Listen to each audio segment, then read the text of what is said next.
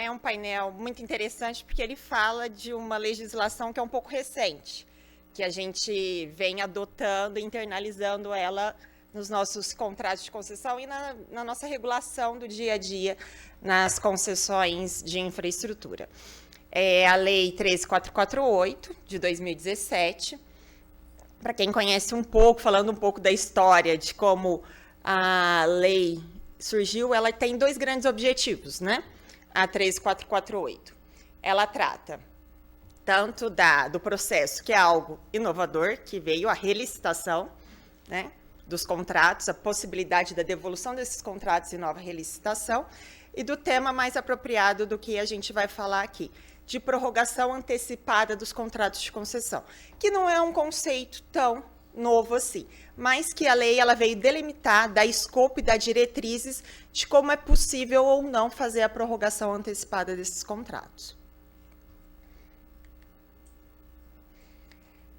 Um pouco da onde a gente vem, aqui ficou pequeno, mas enfim, é só mais o highlight para a introdução. Um pouco de o que precede, né, a 13448 e como funcionava o normativo para prorrogação antes da 13448 nos contratos de concessão de infraestrutura, mas afeta o setor de transportes, né? Qual era o nosso arcabouço? O que regulatório e legal? O que nos embasava? Primeiro, 8987, no artigo 23, a 8987, ela já deixa claro que em todos os contratos de concessão, a cláusula é uma das cláusulas essenciais, as condições para a prorrogação do contrato.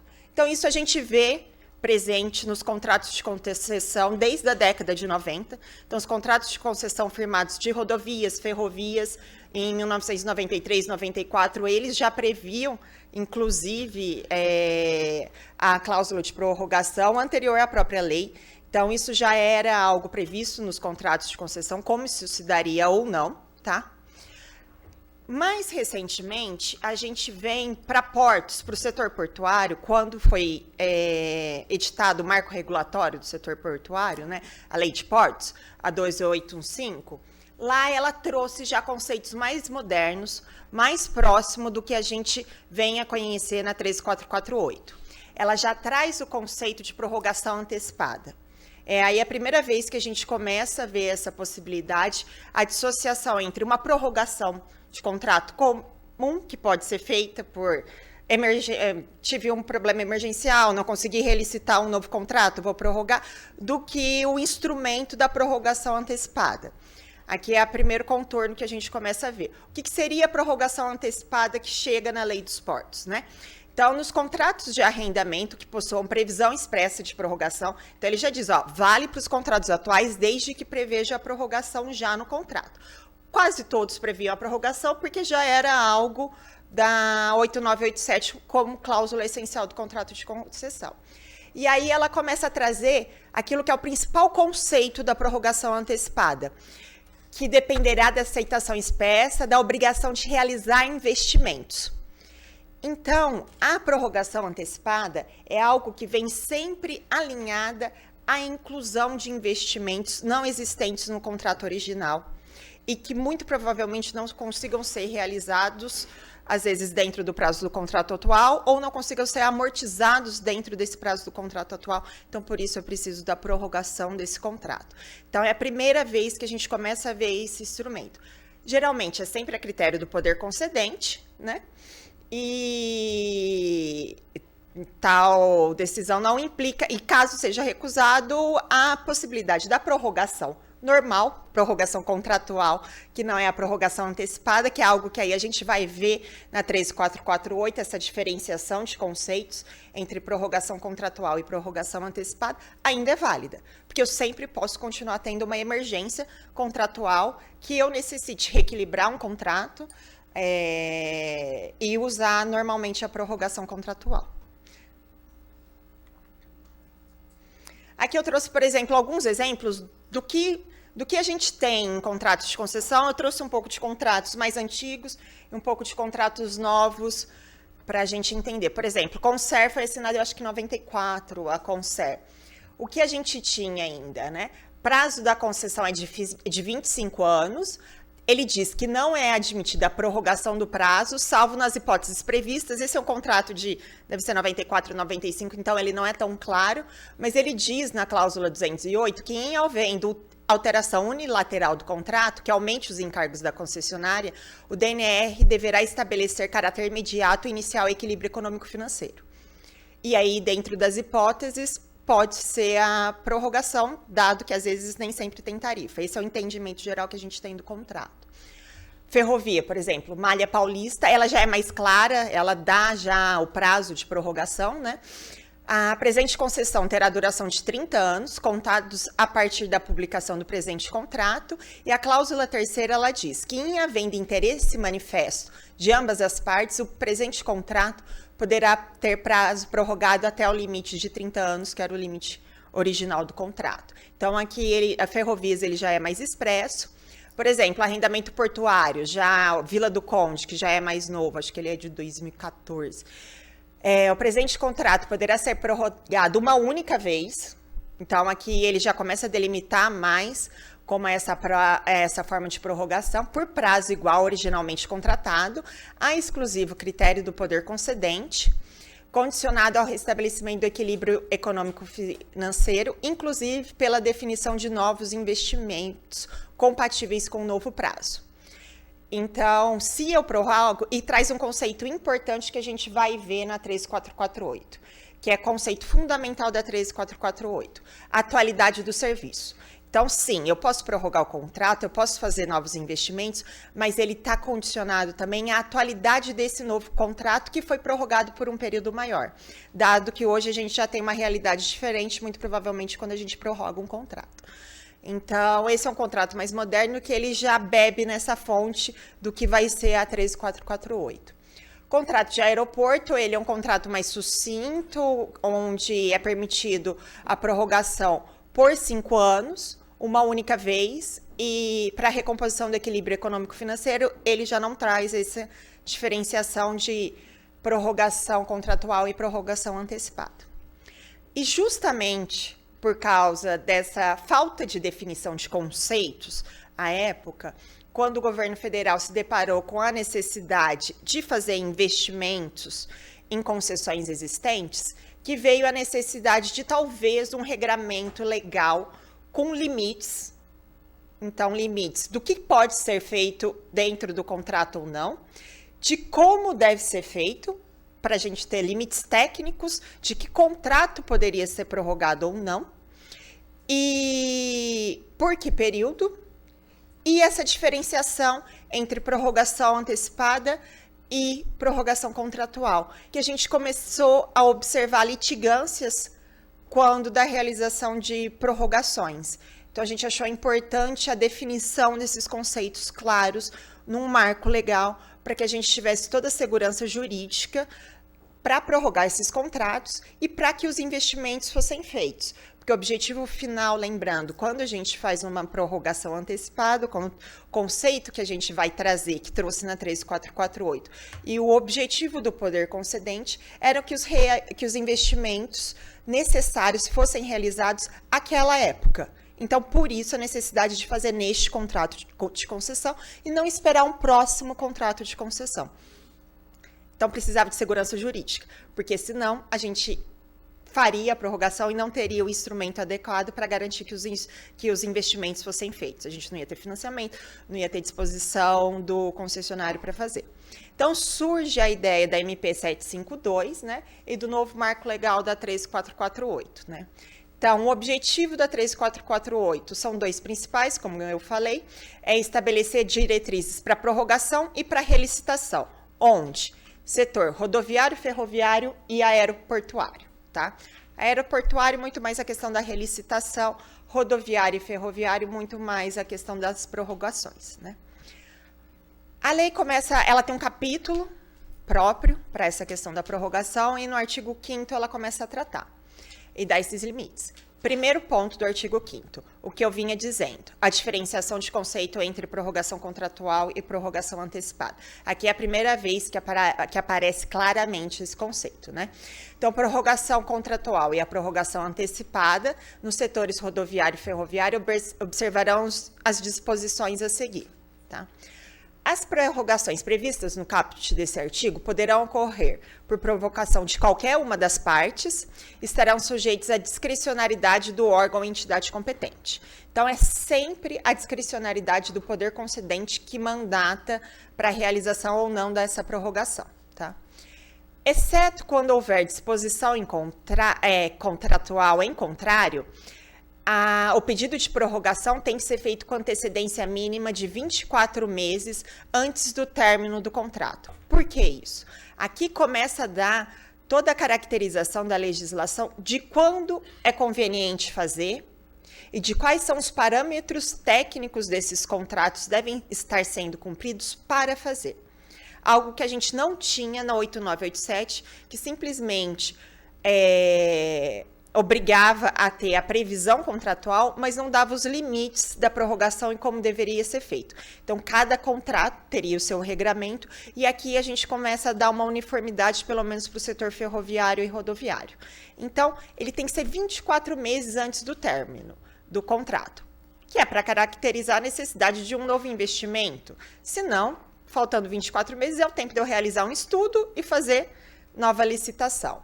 Então, nos últimos 24 meses, é supostamente mais vantajoso para a administração pública relicitar novamente.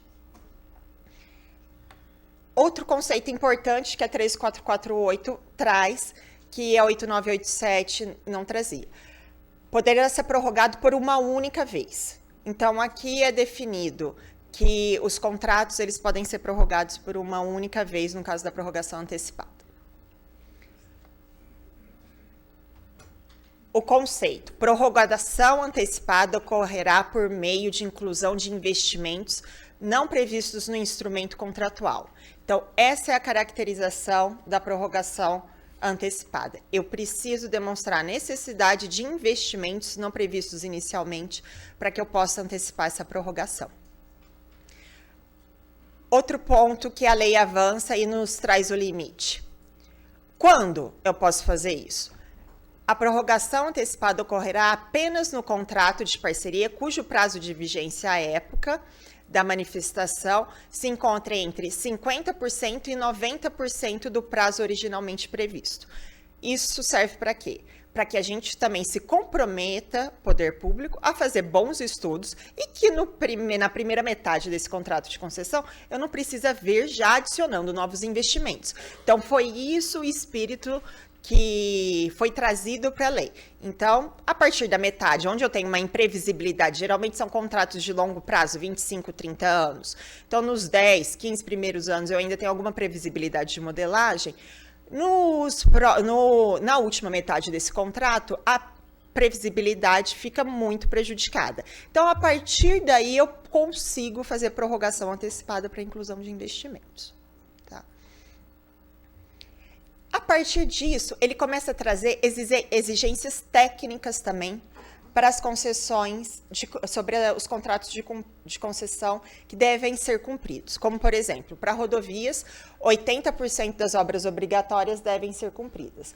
Para ferrovias, metas de segurança devem ser cumpridas. Então, ele detalha até onde e que contrato, que tipo de concessionário pode se beneficiar da prorrogação antecipada, aquele que estiver cumprindo o contrato. Contratos que não estão sendo cumpridos não podem ter investimentos novos incluídos. É meio óbvio, mas não custa deixar claro na legislação, né?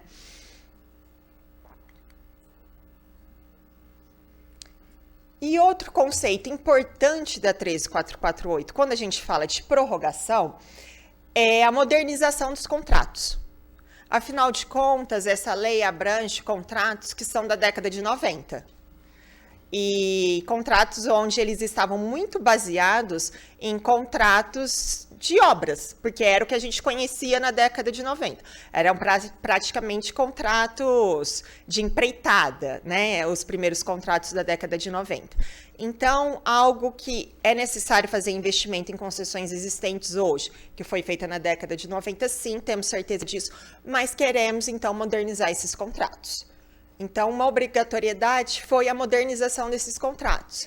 E começa a trazer todo o conceito, por exemplo, para a ferrovia, que são conceitos mais modernos da regulação, que foi evoluindo ao longo da última década, e se traz direito de passagem, tráfego mútuo, OFF, para dentro desses novos contratos de concessão.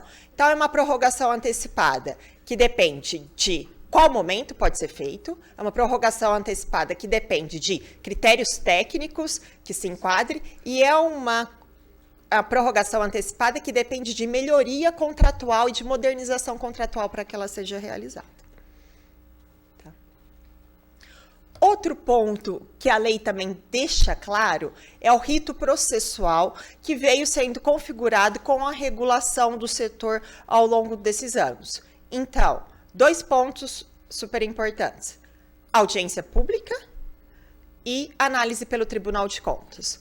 Qualquer edital novo passa por esse rito.